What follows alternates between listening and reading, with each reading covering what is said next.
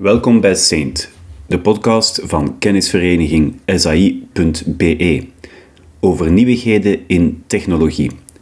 Dit is aflevering 31 in gesprek met Steve Purser. Dit is een speciale aflevering om het jaar te beginnen en uitzonderlijk in het Engels. Volgende keer zijn we er weer met onze normale actualiteitspodcast. Veel plezier!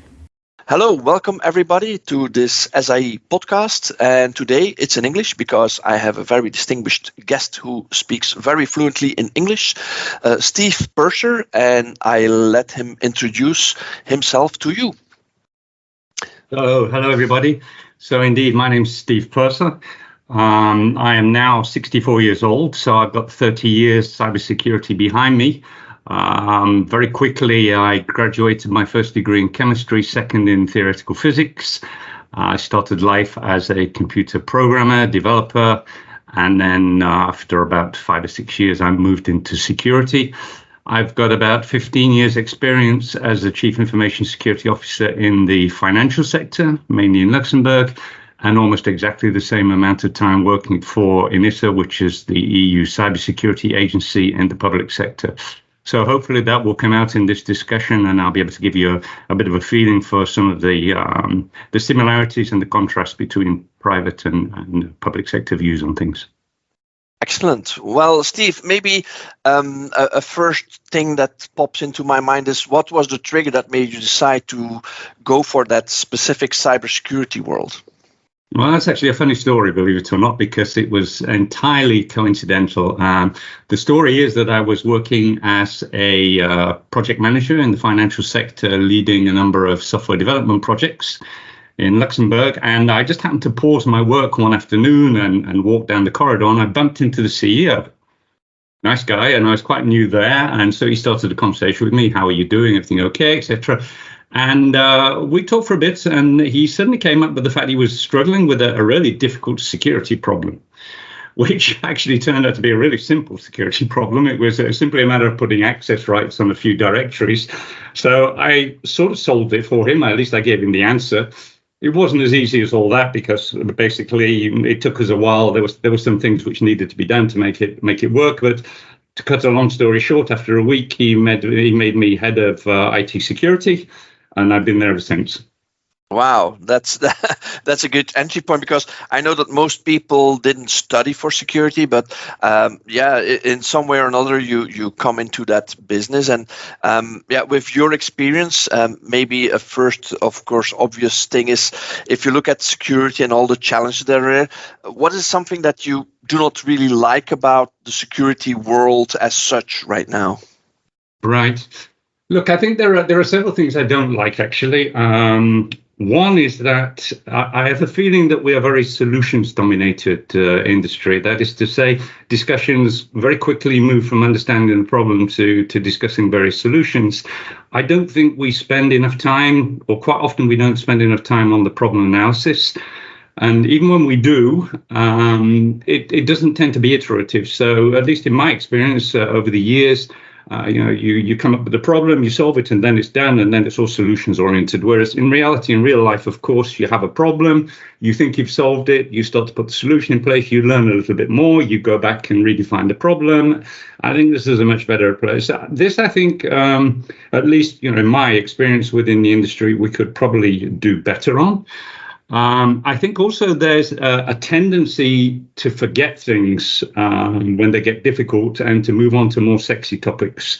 So take today, it's very difficult to go onto the internet and find a discussion about security where AI doesn't pop up somewhere, which is sort of okay. I mean, it's a challenge, but I think we tend to forget the fundamentals sometimes. And I think if companies are going to fall over, it's much, much, much more likely to be on a fundamental issue, and quite often rather a trivial issue, than this sophisticated, high-tech stuff. So I think we should make more effort to stick with things. A couple of examples: security of source code. We're still struggling with it. How much source code is downloaded willy-nilly off the internet and incorporated into software to meet deadlines? How well is it checked? We've got IoT, which hasn't gone away. It's tremendously difficult to secure, and it's creeping into corporate environments through things like the coffee machines, etc. It's still there. And I think even after all these years, I still think that when we do actually move into acquiring stuff, we tend to be very capex oriented and look at the initial costs. But at least from what I've seen, the OPEX doesn't get well evaluated. And so you have a fantastic solution, but you suddenly realize you need a whole load of administrators to run it and you haven't got them. So these are the kind of things I think where we need to be a little bit more careful. Perhaps the last one as well, it's a very jargon oriented business. I think sometimes we could say things a lot more simply and therefore reach a bigger audience. And I think discussions get too technical too fast. Our security is people, process, and technology, and the people in the process side are quite often the dominant side, actually. So does that mean that, if I understand you correctly, that actually the cybersecurity world and activities are still kind of similar to the IT world? Because I hear similar things in the traditional IT world. Too many tools, not enough quality, not enough people. Is that something that you see similarities in between the IT space and the cybersecurity space right now? Yeah, similarities certainly. I don't know how far you can take that analogy. For instance, this thing about people is also rather interesting. My approach over the years evolved, and I would say it's much more about using people wisely and prioritizing things correctly than not having enough people. Sometimes you do need more people, it's for sure. But quite often it's much more about lining up your people in the right configuration so that they can deal on the problems that need to be dealt with. But yeah, there's an analogy there. I would follow that. And in terms of quality management, because one of the things that you refer to is the tooling, that they're focused too much on the tooling, but also the quality of the implementation, the quality of the selection. Are these things that you also see as not good enough or low quality? Look, in a sense, but perhaps not in the sense that you might think. I think people strive for a very, very high level of what I would call traditional quality, which funnily enough is not what you want. Let me give you an idea. Any procedure that is 30 pages plus doesn't stand much chance of working in the real world, in my opinion, unless it's absolutely necessary. But normally the way to go is for short documents, which people can assimilate and understand very quickly, and more importantly, can keep up to date. So again, it's a sort of tendency over the years that seems to come back and back again. First versions of documents are great, but then they don't get updated and they're very long and people don't read them. So these are the kind of problems we really need to struggle with. So short documents, publicize them well, make sure people read them, and more than anything else, make sure they're adapted to the situation in which they need to be used.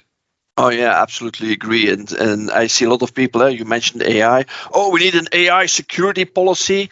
And it's like, wait a minute, don't you already have something like classification, or isn't this covered as a topic by other things as well? And sometimes people say, no, I want to see an AI policy, otherwise it doesn't count. And that's sometimes really weird. And we have to be able to stand back and say, nope. We don't need it. It's that, and that's linked to that jargon as well, as you mentioned. Yes, I think also I agree with you that the jargon and the acronyms that are used in the security world and sometimes translated by some vendors is mind blowing, and it's bad because people don't understand us anymore. I mean, the non-security people don't even understand us. Let me maybe switch it also to then a more positive side. What are, based on your experience, and you're very much experienced in security, what do you like and love about our security realm and work today? Look, I think it's, to my mind, it's one of the best areas you can work in because it's difficult. It's extremely challenging. And I think if you have the right personality and you're prepared to face that challenge, it's a fantastic business to be in. So what I like most, perhaps, is solving what I would call multifaceted problems. We mentioned this people, process, technology trio. I think you pretty much got to understand the three elements, put them all in context and balance them correctly. That's not easy. I also like the challenge of identifying optimal solutions, taking all the different factors into account. So balancing business opportunity versus risk, for instance, taking care of budget and OPEX constraints and the impact on staff. Years ago, perhaps not so much now, but there was this idea that you produce a load of security logs and people would analyze the logs every day. I wouldn't like to be the person who analyzed the logs every day. It's very boring, and I would go to sleep. And I think that's true of a lot of people who were being asked to do it at the time. It just didn't work, right? So I think you need to be able to, approach the subject from several different angles and enjoy it. And it brings with it also contacts with many different kinds of people. So obviously technical people, but also lawyers, politicians, business people, privacy advocate, you name it, you can come across it. And I think the challenging thing is to participate in dialogues and try to bring to the table ideas which speak to each of them in their own different capacities. And that's really difficult. But that's what I like about it.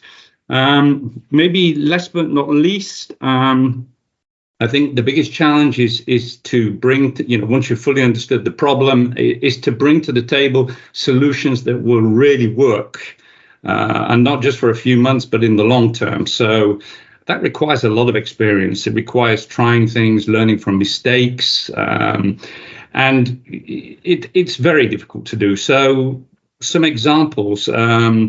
What have I learned through my dealing with security over the years? One example I would use is I try in as much as possible when I lead people to let them give me the solution rather than me give them the solution. Yeah. You get a bit of buy-in, you use their skills more, they're more committed to the solution. And, if you give them the solution yourself, it's a lose-lose. If they give you the solution, it's a win-win. Another example about, doing things realistically, when I was very young, I had a terrible project. It was very difficult, and I made the big mistake of hiding bad news from my management. I didn't want to tell them that things were going badly. That's the worst thing you can do. I mean, now one of my golden rules is if things are going bad, I get it out as soon as possible and try and deal with it. So just two examples, I think, of why I like it, because that's evolution, right? I have evolved in the role, and I think it's made me a better security person in a sense. And is also part of the love for the cybersecurity work, isn't that also a little bit the detective work? It's kind of finding out what went wrong, and I kind of like the Sherlock Holmes type of person you need to be to kind of get new problems thrown at you, and you have to figure out. As you mentioned, you were thrown into in the beginning, you said, okay, my CEO came to me and said, okay, I have this issue, can you solve it? And you had to figure it out. And you found out that maybe it was not complicated. For the outside world, it looks like, wow, magic done by Steve. Fantastic. Isn't that also part of the equation? Absolutely. That you have to have that investigative spirit? No, absolutely. I like that a lot. And the fact that you have to continually question yourself, and I like this idea that problems are, they may be complex, but if you break them up in the right way, like you say, if you attack them in the right way and you're not afraid of them, you can eventually usually solve them. So indeed, that's a really interesting part of the job, I think. And the variety, as you mentioned, when you started and you compare to now, the topics are exploding. Cloud and internet were not there when you started and I started, and then now there's this new vibe on AI coming, and what else is coming? But there's always something new. But isn't that something that at the same time you have to have a mindset for it to allow that change to happen? Is that also something that's not different from any other organization? Even accountants have to adapt to AI and to the changing world. But in security, I have sometimes the impression, Steve, that we have to adapt even faster because we have this other side who are trying to challenge us, and we call them either ethical hackers or cyber criminals. But the other side is also moving forward. So isn't that something that's also interesting from a kind of a challenge and counter-challenge type of but I have a different take on this. Look, in the past, I used to play a lot of chess, and I think it was a guy called Lasker who basically said that at a certain moment, you just throw away the rule book and you go with the basic principles.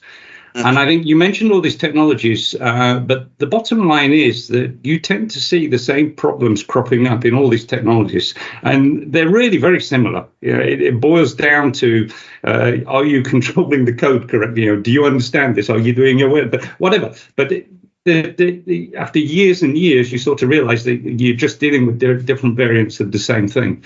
So, yeah, it does make it interesting. But I think there is, in order to manage the complexity, I think you need to seek to look at things at a high level of abstraction and say, what did I learn with this sort of technology and how applicable is it here? And that works quite well, actually. Here's a last comment, by the way. I've just recently been doing a lot of work on AI for myself. from what I found at least, and I've done a lot of reading about it, there are not a lot of security controls you can put on AI. There's only a handful, really, that are used a lot. So you can do the most fantastic risk analysis in the world, but when you've got the kit of tools, if you like, for controlling it, it's quite restricted. So that also tells us something about where we are and how we can deal with something. And a lot of those controls are also very traditional, by the way. So.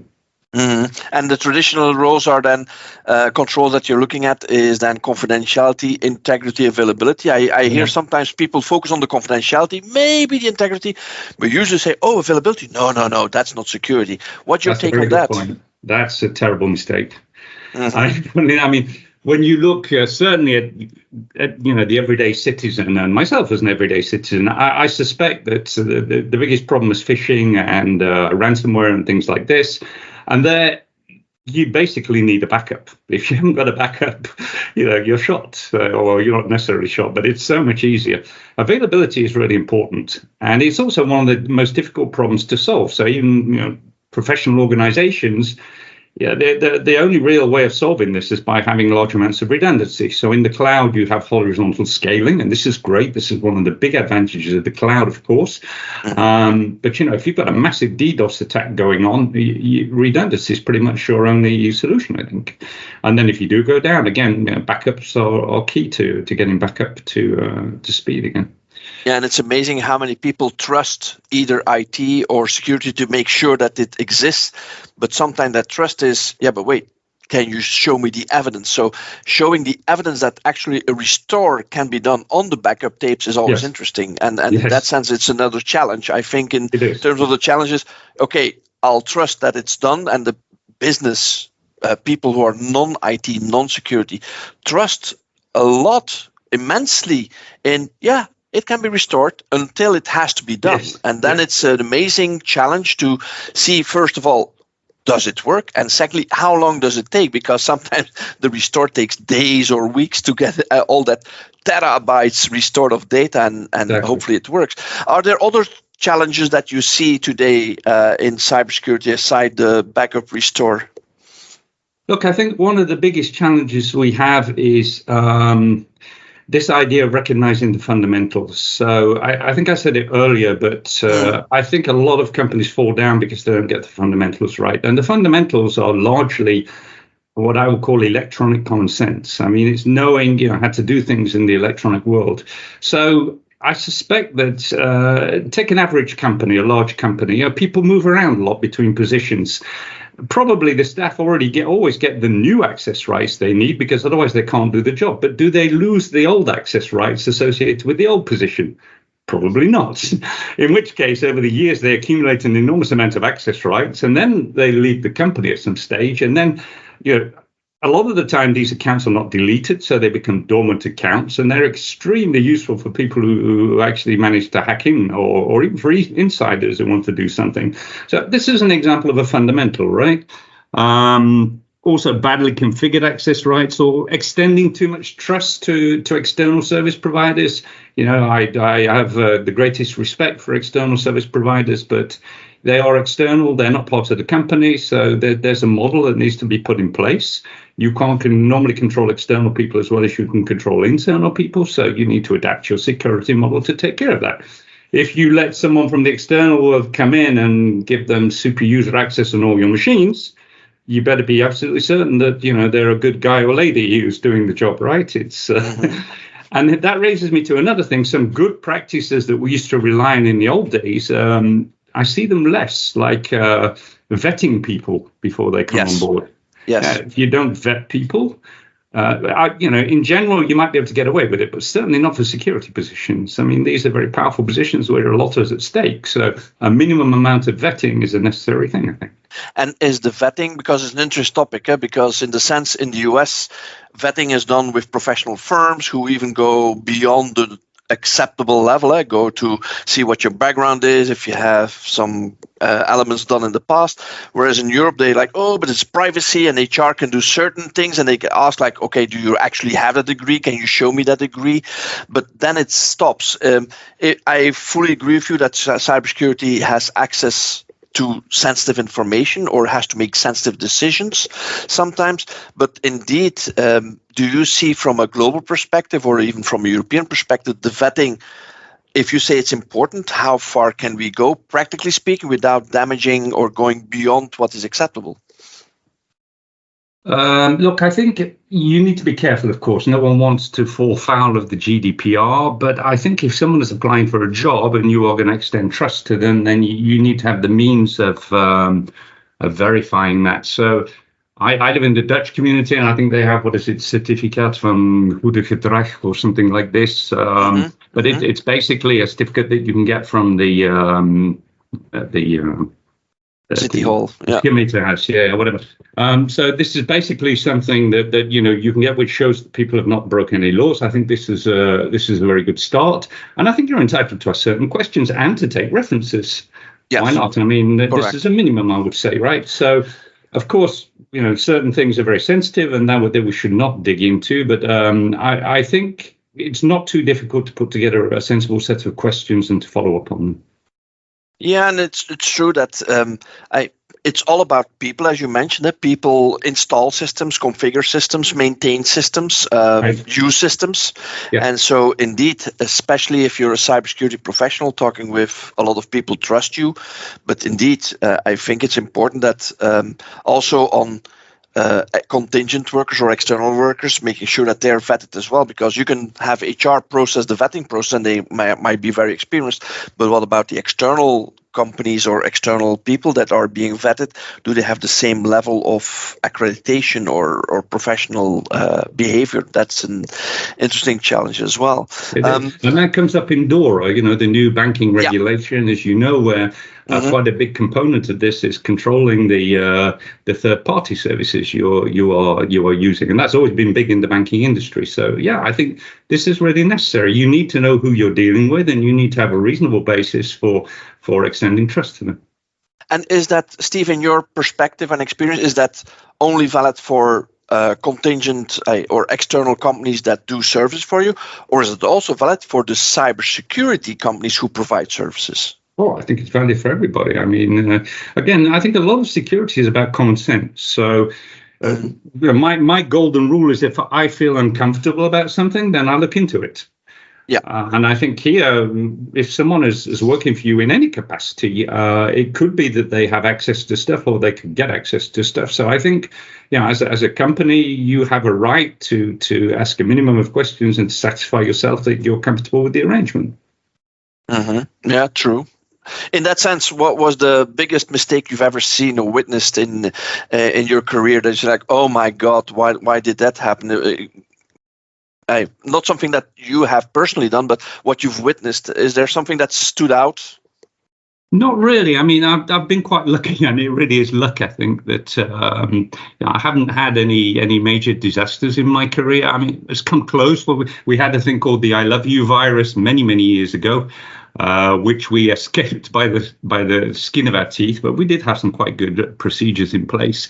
No, I think from a personal perspective, I haven't really had that. I think I already told you where I think the problems lie. And where my failings have been certainly is that it took me a long while to recognize, the difference between what I would call theoretical book security and real security. And that difference, really. And I think this is hugely important for me. And I think the latter is mainly based on experience.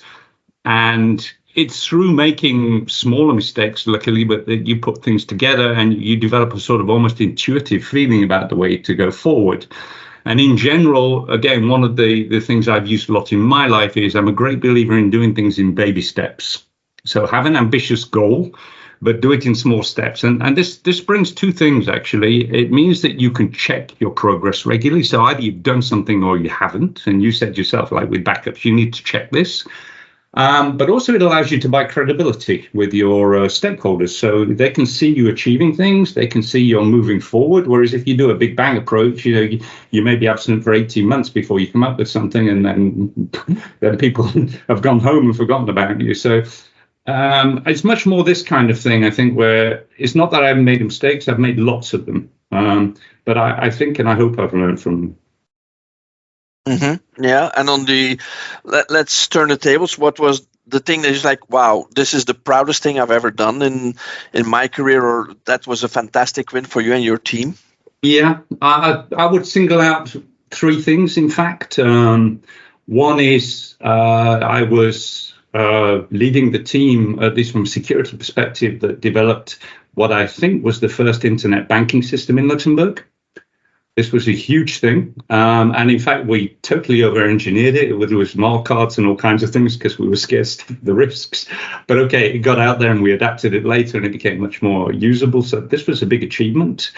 My second would be, and perhaps this is the biggest one, I worked for many years for Clearstream. Clearstream is a bit like SWIFT, but for instruments like bonds and shares and things like this. So huge amounts of risk interbank transfers of financial instruments. And there I was very involved in setting up a whole suite of applications which were doing this stuff over the internet. Now, an average transaction for Clearstream might be $100 million. So that's a huge risk because it's interbank transfer, right? So developing web-based interfaces and TCP/IP solutions for this at the time was very challenging. And at the time, funnily enough, we developed a sort of what you would now call a zero trust architecture. So and we built it like this. And then my last example would be that. Again, with the team at Tenissa, we developed and executed the very first pan-European cybersecurity exercises where all the member states play quite a complex cybersecurity game against each other and learn from the experience. I personally contributed quite a lot to the goals of the very first exercise, very much hands-on. But then as things went on, of course, the team took over and I took more of a background role. And it's because I got so involved that I consider it as an achievement. I learned a lot from it. I enjoyed it, and it was great working with the member states. They were really good, and they made this work. And it's a huge success, I think. And very creative, and also I presume when a time when it was not as common ground as it is today. Exactly, it was a first due to the sheer scale of the thing, and also I would say that up until that point. I hadn't heard that much about cybersecurity exercises anyway. I'm not saying they didn't take place, but it wasn't very visible. And then it was in the 2010 Tallinn conference where the idea was put on the table by the commissioner at the time, and everyone rallied around it. And pretty soon, we put this thing in place, we being the member state plus Tenissa, and it was and still is a great success. So it's nice to have been involved in that. And is that something that you really see as an accomplishment, that not only did you design and develop that with your team and yourself, but also that you saw this getting reused in other industries and other people? Because I remember when that came out, I was like, wow, first of all, that it's publicly known that this test is going on, but secondly, also that people said, that's inspirational for us, and maybe we as an organization or we as an industry can do that too. Yeah, I think so. I think it was, we all thought, though, once we were really into this project, that it was going to be successful. That's for sure. I think it was even more successful than we thought it would be. And, nowadays you see exercises all over the place, especially in the public sector. There's exercises for elections. There's exercises for all kinds of issues. Of course, NATO are doing this too. I think this was very satisfying. Of course, we were not the only game in town. And I stress that it wasn't just me and my team. It was all the member states as well. I mean, it was a huge team working on this. But I think it was a really important achievement, and it's still going strong. So this is very nice. Mm-hmm. Now, imagine, Steve, that you had infinite resources in terms of budget and people. And there's one thing that like almost the genie out of the bottle and says, okay, you can make one wish. What would it be? What would you do? Yeah, I thought about this. I think of all the things I would choose, it would be awareness training and security training. So I think the one almost unachievable thing, which it'd be great if we could really achieve it, would be to install a sort of, I call it again, electronic common sense in actors at all levels across society. What do I mean by that?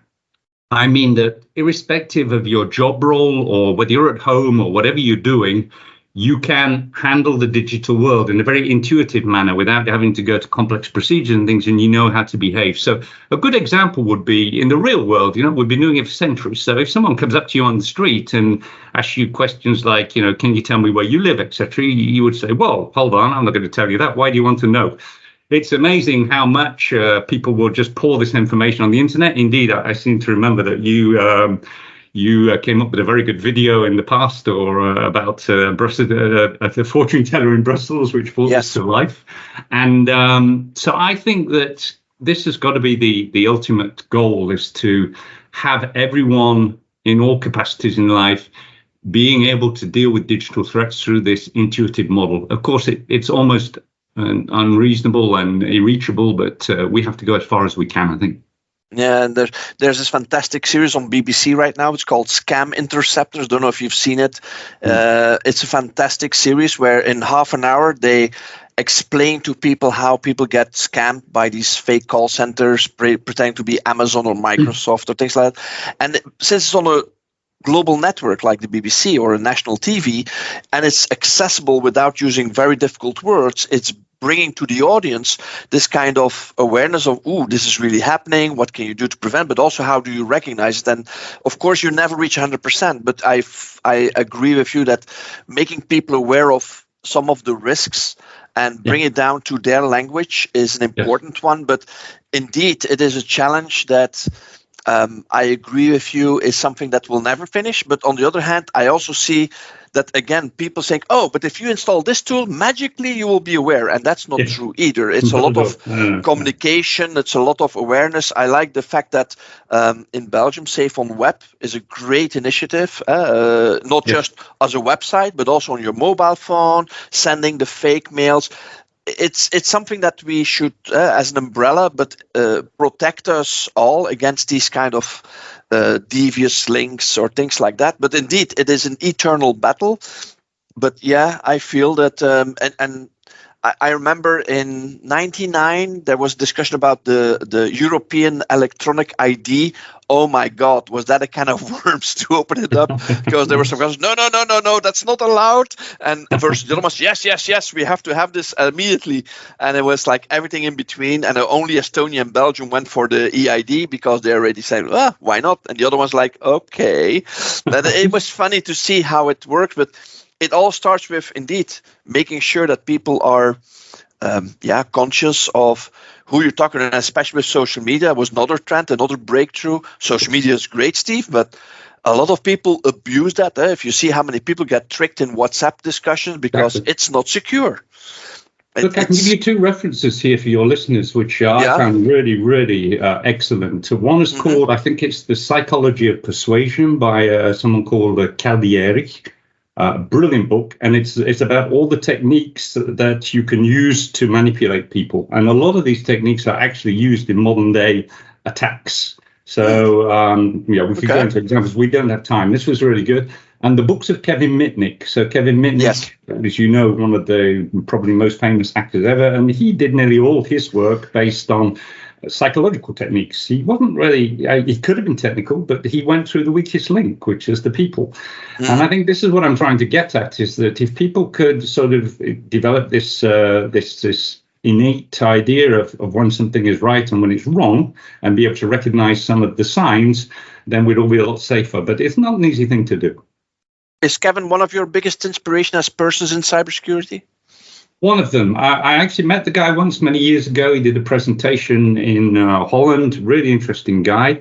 The guy who really inspired me the most, you maybe not ever heard of him, was a chap called Alistair McWilson, and he worked for PwC, and he came in to audit my team when I was in the Luxembourg financial sector.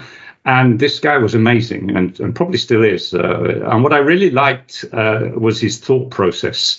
He was a cybersecurity expert, but it wasn't that which impressed me. It was the fact that, he had a very methodical way of doing things, and he was very clear. He was a good communicator, and he was quite an inspirational chap. So that was the person who I think inspired me the most.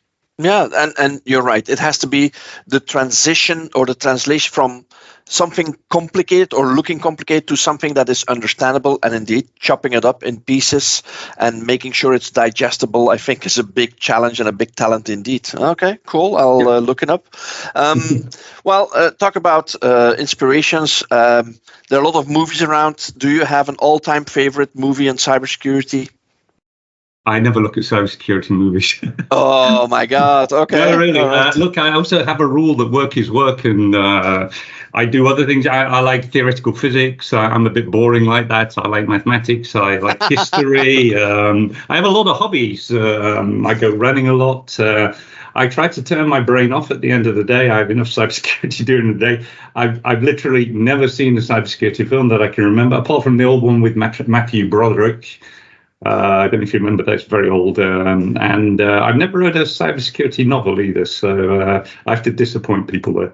Mm-hmm. No books either that you think like this is something you will recommend, or that you said, that was a good one? Yeah. Okay. Books, definitely. I mean, books I liked and which have stuck with me over time. I like very much Ruth Schneier's Applied Cryptography, because it's very easy to read. It's not very technical. And I thought at the time when it came out, it was really a trendsetter. It was very good. I liked it a lot. And then there was a book which was lesser known, which treated security protocols. And that's the other side of the use of cryptography, is how you embed it into protocols. Unfortunately, I can't remember the name of it, but it was a very no-nonsense book, and it went from very simple protocols to very complex ones, such as Needham-Schroeder, which underlines the Kerberos protocol, and Otway Reese and stuff like this, quite complex ones. And it took you through it step by step, and it explained how they'd evolved and why they'd evolved. And these were really very good. These days, I read less, not because I think I'm clever, but I think you evolve in your career, and I think the modern CISO, which is where I ended up in private and where I use a lot of my knowledge in the public sector, it's much more a post which involves thinking logically, advising people well, being a good communicator, getting people to talk to each other. So it's the softer skills. But you need that background. You need to be able to delve into the baggage when you need to and say, look, I've heard this problem before. I know why that particular technique will not work, or I have a very good idea and it probably won't work here either. You need that. But as the years went on, I think I spent a lot more time in investing in how to talk to people and how to get the nature of the problem and the proposed solution over to them. And is that something, because I hear a lot of people who have the ambition, Steve, to become a CISO, a Chief Information Security Officer, then they want to either change their career and become that, or they already have security experience, but they don't get that final approval to become one. What are your advices that you will give to those people? Look, this is actually a really good question. And my first piece of advice is think very carefully about what you want. That might be a strange thing, but I spent years and years interviewing people, both for the private and the public sector. I was continually surprised about how little people had thought about their short-term objectives for their career and their long-term objectives. And I think one of the biggest mistakes people can make is to put themselves into a career where they're going to evolve into a job which has a great title and it pays very well, but you hate doing it. Mm-hmm. And I think you need to be a certain kind of person to enjoy being a CISO. It has a lot of contact. Not everybody likes that. It's not usually half as technical as people think it is. I would say it's really much more based, as I said, on being able to talk to people, being able to explain things to the business people and the technical people. It's much more this kind of stuff. So that's my first piece of advice. Make sure you know where you want to go before you embark on that route. And then the second is, I think, realize that if you really want to be a CISO, it shouldn't be, in my opinion at least, that technical a position. Yeah, you should have technical people underneath you, and you should be able to ask them the right questions and understand the answers. But as a CISO, you've got to deal with everything. You can't possibly be an expert in cloud, cryptography, AI, IoT, and the rest of it. You've got to learn to deal with other people and use them to the best of your ability. So my advice to people who want to be a CISO is be a generalist. Learn as much as you can about technology and how it works. develop a sense for the kind of solutions that work and don't work, get good at talking to people. And perhaps one last piece of advice, and this is really important, don't be afraid to try things. I think it's better to do something and do it badly and then learn from it than try and achieve perfection and never start it, or be too afraid to start it. So obviously, I don't say go out and do a bad job, but don't be afraid of doing a job that is far from perfect. That's normal. That's the way life works. But then you learn from it, and the next time you do a better job.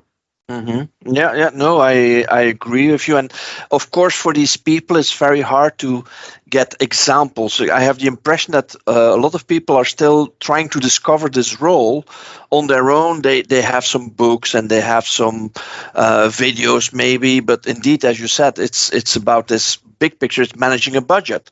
It's explaining this to executive management. It is an HR role. It is an awareness role, training role, coaching role as well. And I think technical people they're perfectly capable if they take the time to learn those skills as well.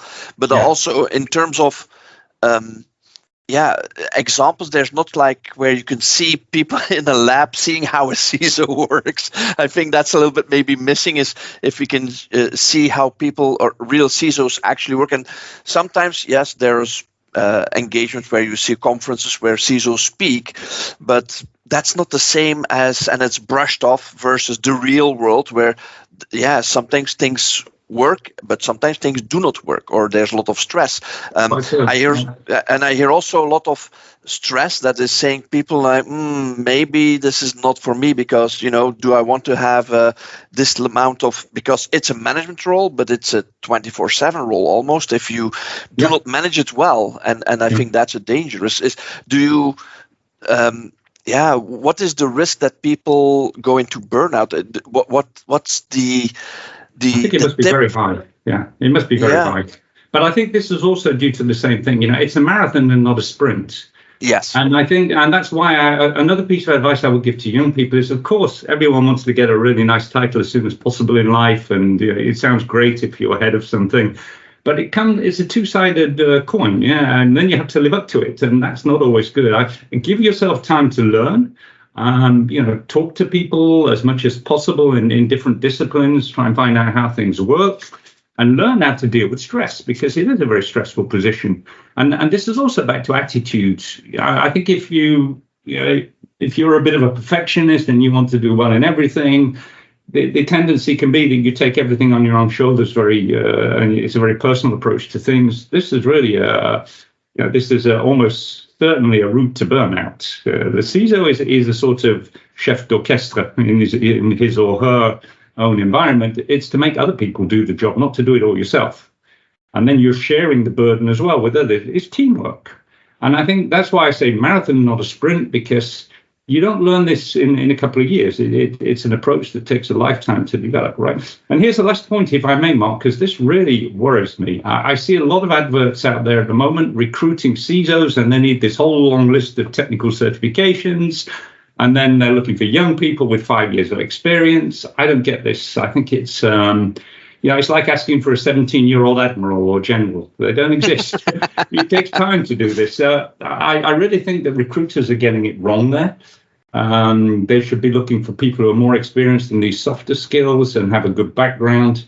And I feel sorry for the younger people, because if really you come in at sort of 29, 30 years of age and you're a great technical person, but you've never you've never had to do all this board level contact and resolve disputes between business managers and manage a budget and the rest of it, life is going to be tough.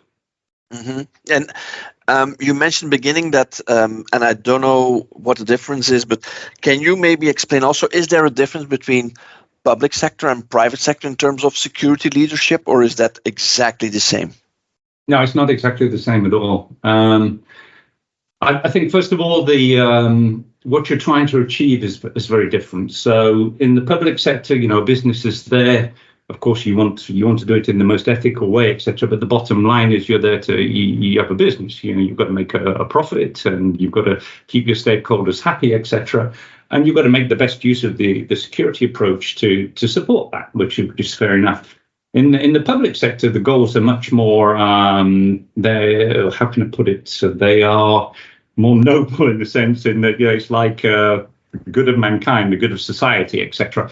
And that actually has quite a big effect in terms of the way you approach things, and the pressures and the trade-offs tend to be quite different.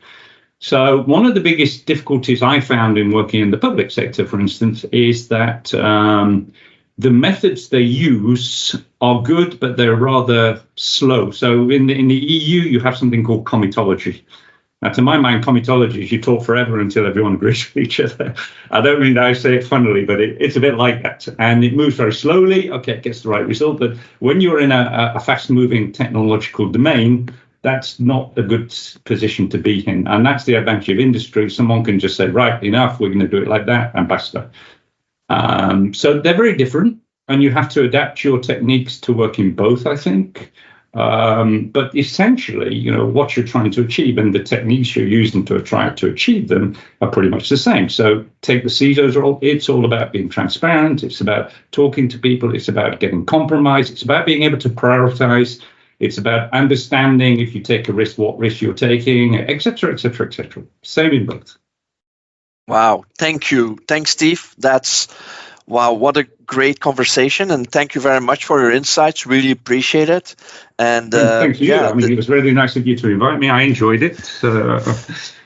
Thank you very much, and thank you for the audience. If you're listening to this, this was the SAE podcast, and with Steve Purser. And as always, you can listen back on the different channels that we have, and hope to hear from you next time.